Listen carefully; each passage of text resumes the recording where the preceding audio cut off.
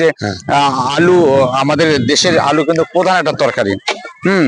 তো এই যে আলু দেখাচ্ছি আমি, দেখি মা, দেখি এই যে আলু সৈদাসে দেখুন, এক একটা আলুর এটা কত গ্রাম করে হবে ভাই? আলুটা কত হবে? 300 গ্রাম, ওই রকম 300 গ্রাম। দর্শকের দেখুন, কৃষকের মুখে আমার মনে হয় হাসি ফুটবে। তা আপনি এই আলু যে আবাদ করলেন, যে ফলনের আশা করছেন, সেই কাঙ্ক্ষিত ফলন কি হবে? ফলন হবে।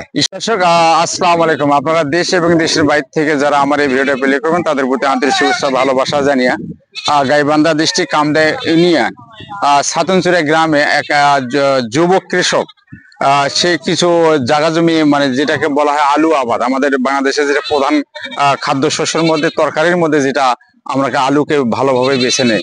যে উনি কতটুকু জমি আবাদ করলো এবং কি জাতের আলু আবাদ করলো এবং তার যে চাষ প্রণালী এবং ঔষধ, বর্তমান কতদিন পরে আলুটা উঠাইলো এবং সে কতটুকু আশা করছে যে কত মন আলু হবে এবং কি দামে বিক্রি করলো, সমস্ত তথ্যগুলো আমি ভিডিও আকারে আপনাদেরকে জানাবার জন্য চেষ্টা করছি। সে পর্যন্ত আপনারা ভিডিও জুড়ে থাকুন।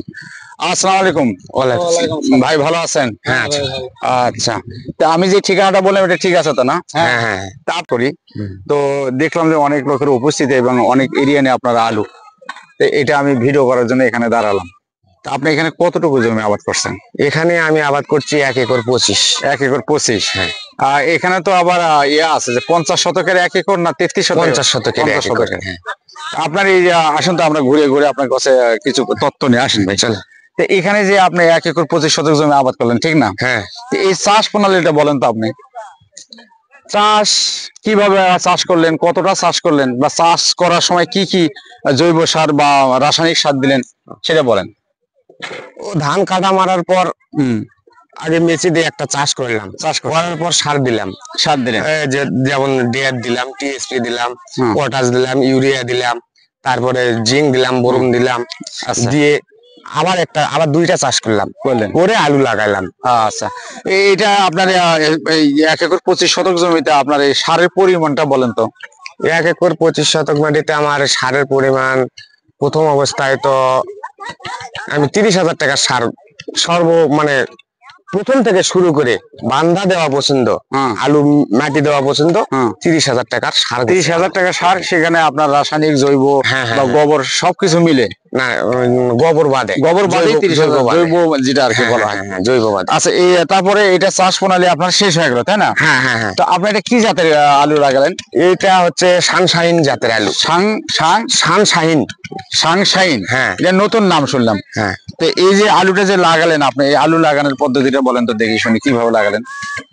তারপর ওই তো চাষবাস করে মনে করেন যে লোক নিলাম, লোক নিয়ে লোক দ্বারা আমি চুক্তি দিলাম আর কি। চুক্তি দিয়েছেন? হ্যাঁ হ্যাঁ হ্যাঁ। দিকে কয় ইঞ্চি লাগালেন?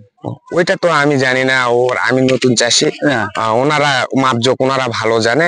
মানে এই যে আমি যেটা আপনাকে বোঝাবার চাচ্ছি যে এই যে আলুটা শুলি, যেটা আমাদের গ্রাম ভাষায় শুলি বলে, হ্যাঁ হ্যাঁ হ্যাঁ, এটাতে এটার দূরত্ব থেকে 18 ইঞ্চি? হ্যাঁ 18 ইঞ্চি, আর তাই বলে। এখান থেকে 6 ইঞ্চি? হ্যাঁ হ্যাঁ। ওরা দর্শক শুনলেন, চাষ প্রণালীর পরে উনি যে আলুটা লাগালো, এদিকে 18 ইঞ্চি। আমি আবারও দেখাচ্ছি, যারা কৃষির সাথে সংযুক্ত তারা অবশ্যই এগুলো আপনাদের কাজে লাগবে।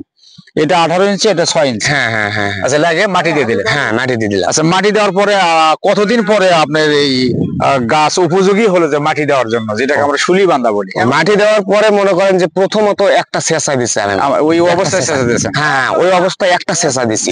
সেচা দেওয়ার ধরেন যে 15 থেকে 18 দিন এরপরে একটা ফির মনে করে বাধা দিচ্ছি। বাধা দিয়েছে? হ্যাঁ হ্যাঁ। আচ্ছা, তারপরে মনে করেন যে বাধা দেওয়ার পর রাসায়নিক আর ওষুধ স্প্রে করা লাগে? স্প্রে দিচ্ছি। কি ওষুধ সেটা? স্প্রে দিচ্ছি, ওইটা আমি কি জানো ওষুধ, আমার তো ঠিক স্মরণ হচ্ছে। নতুন কৃষক আপনি, যার জন্য খেয়াল নাই, তাই না? সুদর্শক, আমি আবারও বলছি, তথ্যগুলো দিচ্ছি যে আলু আমাদের দেশের আলু কিন্তু প্রধান একটা তরকারি। তো এই যে আলু দেখাচ্ছি আমি, দেখি মা, দেখি এই যে আলু সুদর্শক দেখুন, এক একটা আলুর এটা কত গ্রাম করে হবে ভাই? আলুটা কত হবে? 300 গ্রাম, ওই রকম 300 গ্রাম। সুদর্শকের দেখুন, কৃষকের মুখে আমার মনে হয় হাসি ফুটবে। তা আপনি এই আলু যে আবাদ করলেন, যে ফলনের আশা করছেন, সেই কাঙ্ক্ষিত ফলন কি হবে? ফলন হবে ইনশাল্লাহ, ফলন ইনশাল্লাহ হবে। আচ্ছা, তা এই যে 1 একর 25 শতক জমিতে সুদর্শক দেখুন আলুর কত সুন্দর, দেখতে মনটা ভরে যায়। এই 1 একর 25 শতক জমিতে আপনার কত মণ আলু হতে পারে? 1 একর 25 শতক, তার মধ্যে আমার ওই 1 একর 25 গোটালটা না তো, আমি বিক্রি করছি 95 শতকের মতো পড়ছে আর কি। এই সানশাইন আলুটা আমার 95 শতক পড়ছে। তো অনুমানিক 95 দোকানে কথা হচ্ছে, ধরুন 200 ধরুন। 200 কিছু এক্সেস হবে আর কি। 200 মনের এক্সেস হবে হবে আর কি। তা আপনার খরচ কত গেছে?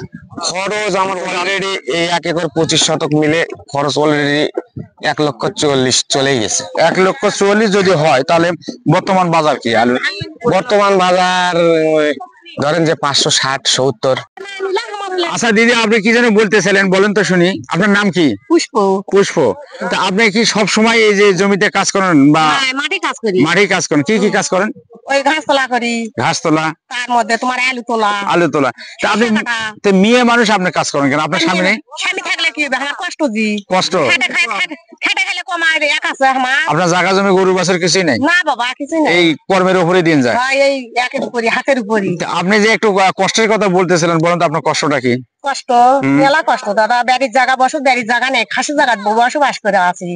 আচ্ছা যাই হোক, চেষ্টা করে আমি দোয়া করি যেন আপনার জায়গা জমি হয়, তাই না? তো এখন এই আপনার দিন মজুরি কত করে দেয়?